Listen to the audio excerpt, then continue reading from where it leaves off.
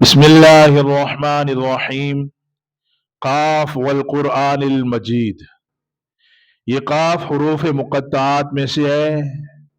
اس کی مراد، اس کا معنی، اس کا مطلب اللہ کے سوا کوئی نہیں جانتا۔ یہ جتنے حروف مقطعات ہیں یہ اللہ تعالیٰ نے ان کو اتارا ہے، لیکن اس کی مطلب اور مفہوم اللہ ہی جانتے ہیں۔ والقرآن المجید، یہ واو قسمیہ ہے، اللہ قسم کھا رہے ہیں قرآن عظیم الشان کی۔ آگے اللہ نے فرمایا بل عجبوا ان جاءہم منذر منہم، بلکہ انہوں نے تعجب کیا کہ ڈرانے والا انہی میں سے آیا۔ فقال الکافرون، پس کافر کہتے تھے ھذا شیء عجیب، یہ عجیب بات ہے کہ ڈرانے والا انہی میں سے آیا۔ مشرکین مکہ کہتے تھے ایک تو عجب بات ہے، جیسے ہمیں سردی لگتی ہے، گرمی لگتی ہے، پیارے نبی کو بھی سردی گرمی کیوں لگتی ہے، ان کو بھی بخار کیوں آ جاتا ہے؟ تو نبی صلی اللہ علیہ وسلم پر اعتراض کرتے تھے۔ اور دوسرا اعتراض ان کا یہ تھا اذا متنا وکنا ترابا، ہم مر جائیں گے، مٹی ہو جائیں گے اور مٹی کے اندر مل جائیں گے، ذالک رجع بعید، دوبارہ زندہ کیے جائیں گے، یہ ہماری عقل نہیں مانتی۔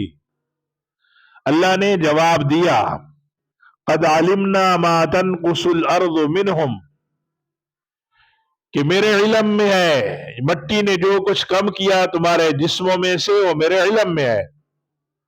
وعندنا کتاب حفیظ، اور میرے پاس لوح محفوظ میں سب لکھا ہے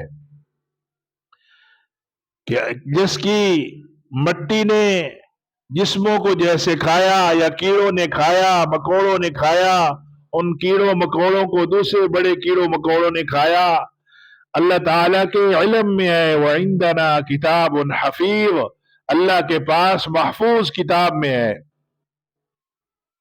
بل کذبوا بالحق، اللہ نے فرمایا یہ حق کو جھٹلانے والے ہیں، حق کی تکذیب کرنے والے ہیں۔ آج بھی دنیا میں ایسے لوگ موجود ہیں جن کے سامنے حق ہے، اگرچہ ان کے دل بھی گواہی دیتے ہیں، پھر بھی جو ہے نظر انداز حق کو کر دیتے ہیں۔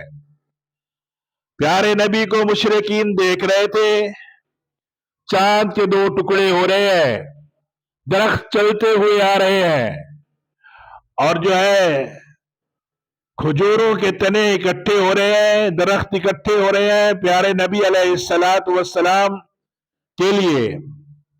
یہ سارے مناظر دیکھ رہے تھے، معجزات دیکھ رہے تھے، اس کے باوجود ان کو ایمان نصیب نہیں ہوا۔ بل کذبوا بالحق، انہوں نے حق کی تکذیب کی، حق کو جھٹلا دیا۔ ان جاءہم، جب حق ان کے پاس آیا تو انہوں نے حق کو جھٹلا دیا۔